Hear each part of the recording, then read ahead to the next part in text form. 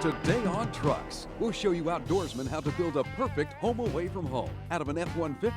After showing you how to catch your limit in comfort, we'll show you a 72 Blazer that was built to catch your eye on the boulevard. Then it's time for a lesson on the do's and don'ts of buying used parts at a swap meet. That's all today on Trucks. Welcome to this week's show, everybody. If you've been hanging around the truck shop the past few weeks, you've seen us dinking around with off-road, on-road, and show-quality trucks. But there's a huge number of outdoorsmen out there who use their truck during the week for work, and when the weekend rolls around, it's that same vehicle that takes them to their favorite fishing hole or hunting ground. Now, the key to that type of vehicle is reliability and function. Because when you're out in the wild hunting down your favorite fishing game, sometimes you have to spend the night. And when you're out there and have your limit, you want to be able to get back home without getting stranded on the side of the road. So we're going to take this 99 F-150 and upgrade it with the outdoorsman in mind. First thing we're going to do is give him a place to lay his head at night with a top-up camper that sleeps as many as 4 adults without losing the function and storage of the bed. The kit comes with a tonneau cover, lifting rails, hydraulic pump, and all the hardware you'll need to turn your truck into a home away from home. To get started, we're going to take the lift assembly and set it on the bed rail. Have Mel give me a hand to hold it in place. I got it. All right.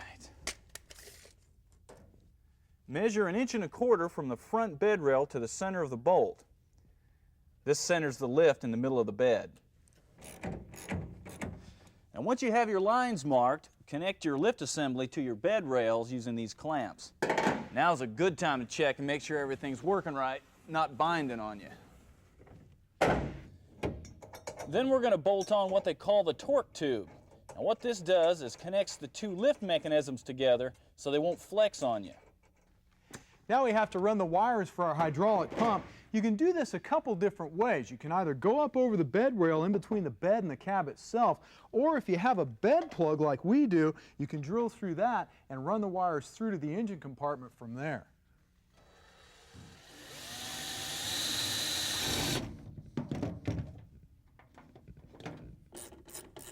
Now we want to be able to use our top with the ignition switch off, so we're going to take our power directly from the battery.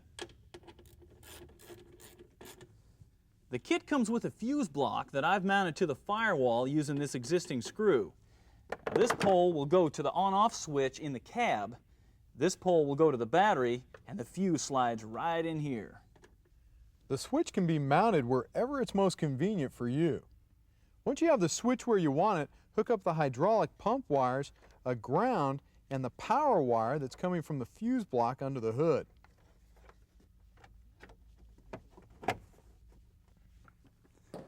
Now the hydraulic system is basically the same setup that you'd find running a standard convertible top. You've got your hydraulic pump and 2 lifting cylinders.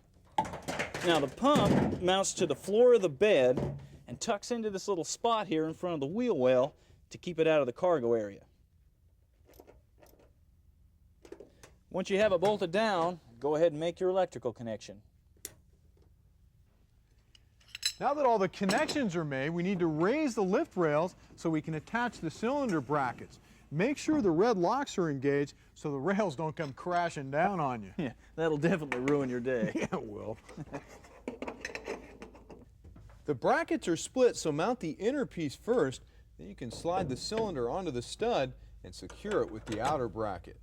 And with the cylinder in place, you can see how the bracket not only supports it, but also allows it to pivot as well. If I can get Mel to hit the switch inside, that'll extend the arm so we can hook it to the lifting scissor.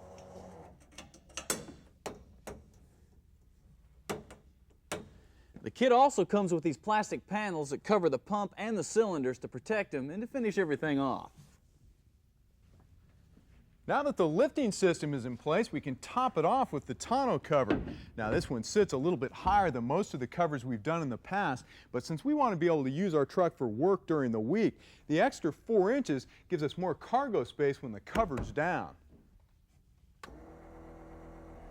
Once you have your tonneau in place, raise the lift about halfway. This will give you access to the bolt holes up underneath.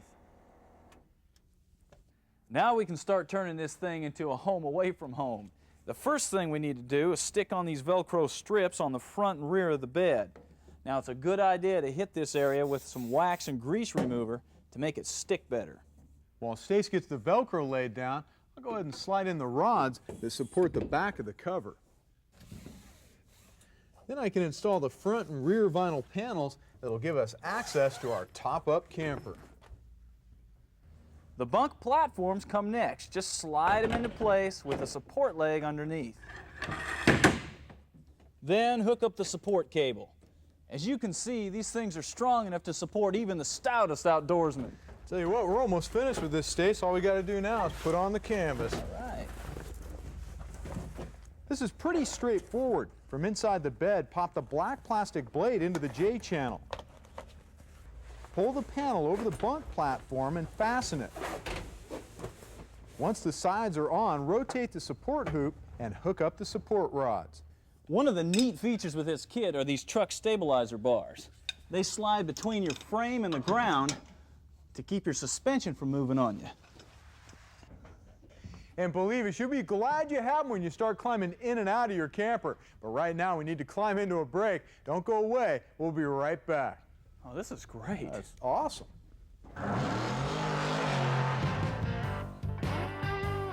Later in the show, we'll take a look at a custom 72 Blazer that'll blow your mind. But up first, we have a few more additions to add to Project Outdoorsman.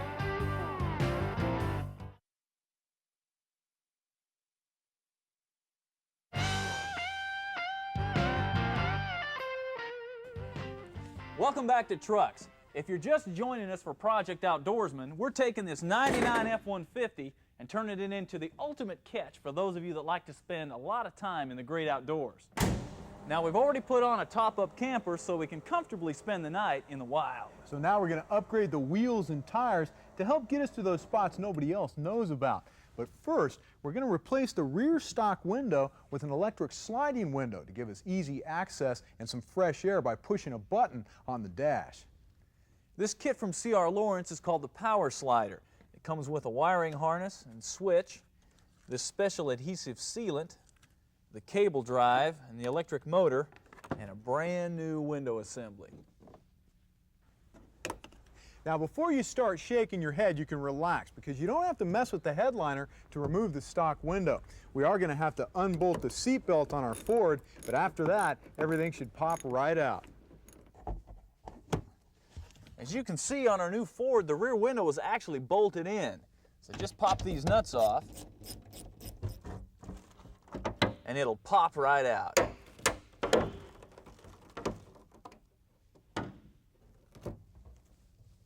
Now I'm putting on this rubber gasket to show you guys with older trucks how to get your window out without breaking it all to pieces. Now remember, you can sell this glass to help offset the cost of the project. Now if your rubber's still soft, you can just peel it up like this and push the window out. Make sure you've got somebody on the other side to catch it. Now, if the rubber's too hard, you have no choice but to take a razor knife and cut down the center of the gasket. This will release the window so you can push it out. One last thing, do not take a screwdriver, reach in there and pry because you'll break the glass every time. Now we can prep the new window with the adhesive sealant that comes with the kit. This stuff not only helps hold the glass in place, but makes a waterproof seal as well. Make sure you apply it in a continuous bead just outside the mounting bolts. All right, I'm ready for that glass. There you go. Okay. All right, a little bit to the left here. Okay, down. Right there. All right, push it in. That's it. Now that we have the window in place, it's time to mount its motivation. I'm positioning the cable drive on the floor against the back of the cab and then running the cable up behind these panels for a nice clean look. Now remember, this is a cable drive system, so try to avoid any tight bends here. It won't work right. Now you can snap your trim back in place. Make sure to notch the trim where the cable comes through. On our Ford, there's a perfect place right here on the dash to mount the switch that'll give us great access. It's easier to mount the switch if you pull the panel from the dash.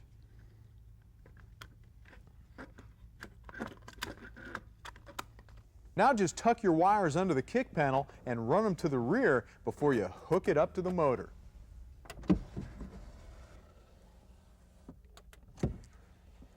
And the best part is it's really easy to install. Now that we have the camper and the sliding window in the Ford, it's time to address the wheels and tires.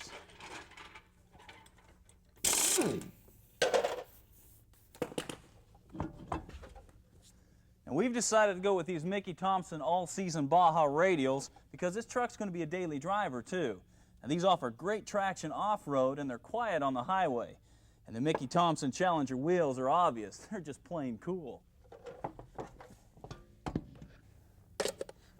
All right, Stace.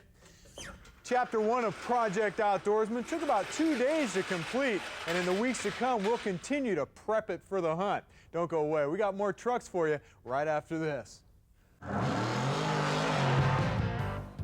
If you're looking for a good deal on used parts, a swap meet can be a gold mine. We'll show you what to look for later in the show. But up next, it's a 72 Blazer that was built to spin some heads.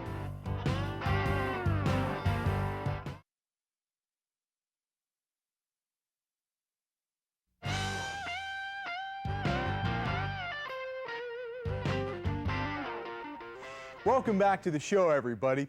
You know, one of the coolest trucks ever built has to be the first series Blazer that Chevy introduced in 1969. It was the first true roadster pickup of its kind. And if you've picked up a custom truck magazine within the last year, you'll recognize Mike King's Lowbelly, which is one step beyond one of a kind.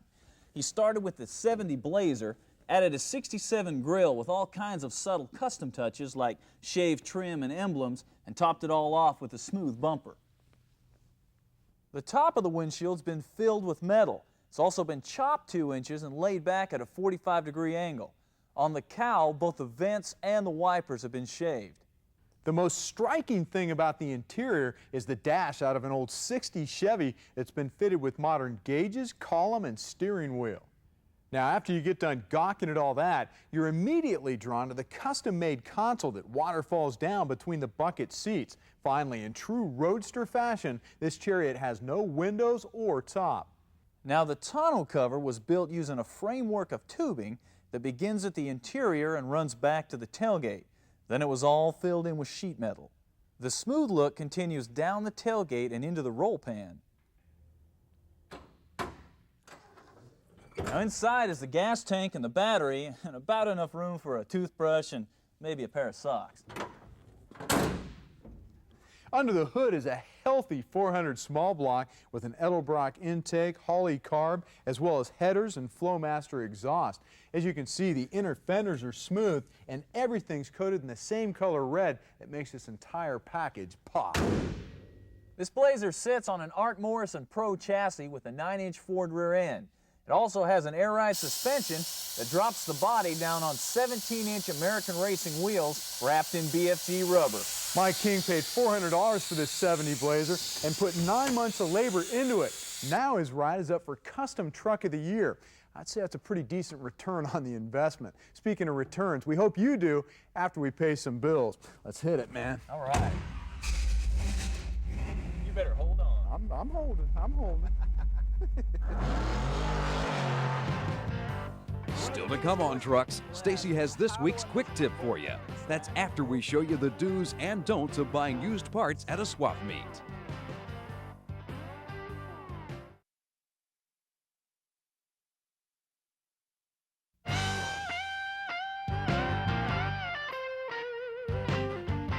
Thanks for hanging with us. Now, scrounging for used parts at a swap meet can not only save you a few bucks, but heck, you can find parts that aren't even available anymore.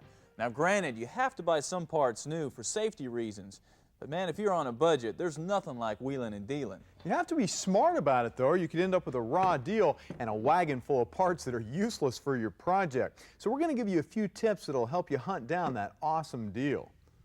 First and most importantly, you have to be familiar with the parts you're looking for. If you want heads for a Ford or an intake for a Chevy, you better know what they look like. You can't trust the seller. He's there to make money, not friends. Now, an intake manifold can be a good buy. With no moving parts, it seems like a no-brainer. Well, there's a couple things you do need to check. Make sure it's drilled for your carburetor application. Look at the thermostat housing. Make sure it's not eaten up with electrolysis. A lot of times they'll put a housing on to cover that. And most importantly, make sure it's not cracked or broken and the threads aren't stripped. And I don't even consider buying a used cam or clutch. It's always a good idea to avoid some assembly required. A box of parts that used to be a carburetor is very hard to assess, and there's usually a reason why it didn't get rebuilt. Don't get the wrong idea though. A swap meet carb can be a great deal as long as you expect to rebuild it, and the price should reflect that no matter what the seller tells you. A couple things you always want to look for is whether or not you have a warped base plate or broken mounting flanges. It's also important that everything's complete, especially the linkage, and that it's not all seized up.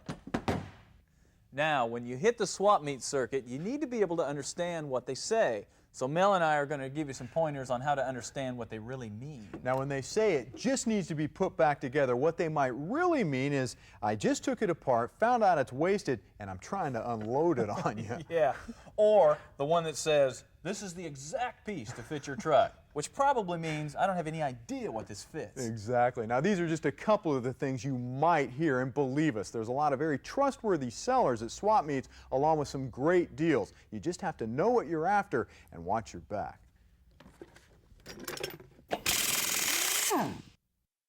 One of the biggest questions that people ask is, how do I measure my bolt pattern so I know what wheels will fit? Well, if you have a 4, 6, or 8 lug pattern, it's very simple. Just measure from the center of one hole to the center of the hole directly across from it. Now, this is showing 5.5, so it's written 6, meaning 6 lugs on 5.5, and that's your measurement. Now, on a 5 lug, it's a little more tricky, and unfortunately, that's what most people have. You go from the outside of one hole to the center of the hole across from it. This is showing 5.25, so it's written 5, meaning 5 lug, on 5.25. See? Very simple. After World War II, returning GIs wanted an indestructible truck like the one they used in the war. Dodge answered the call by producing the legendary WDX, best known as the Power Wagon. Of the big three, Dodge was the first to offer factory-built 4x4s, something Ford and GM didn't produce until well into the 1950s.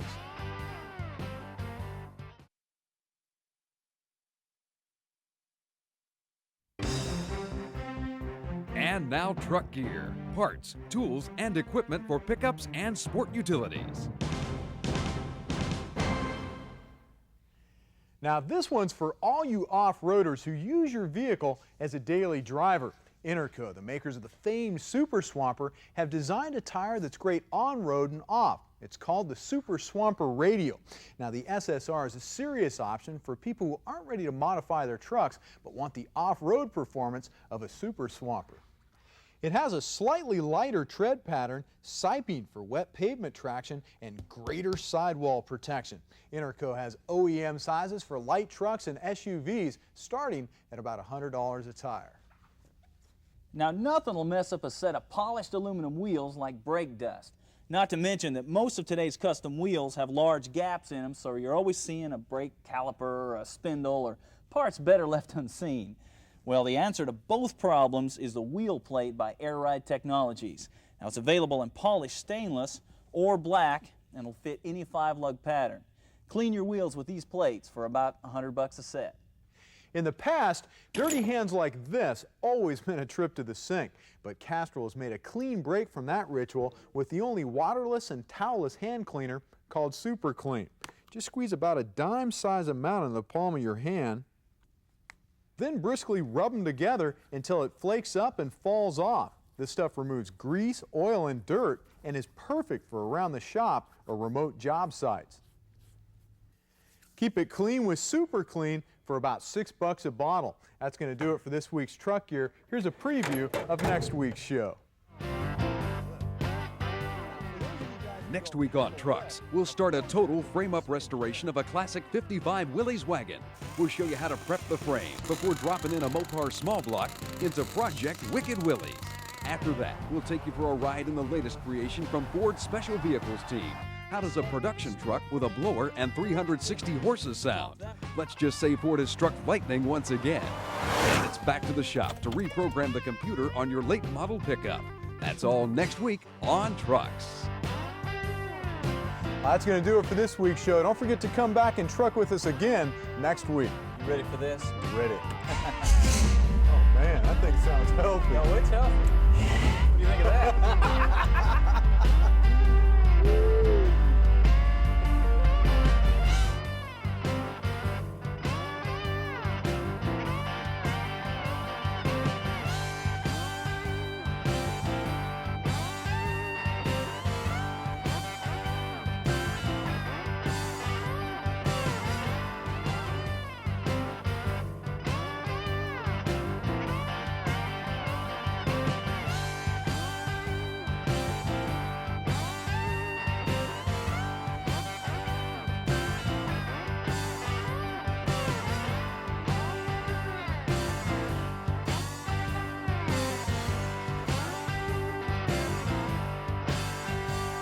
Trucks is an RTM production.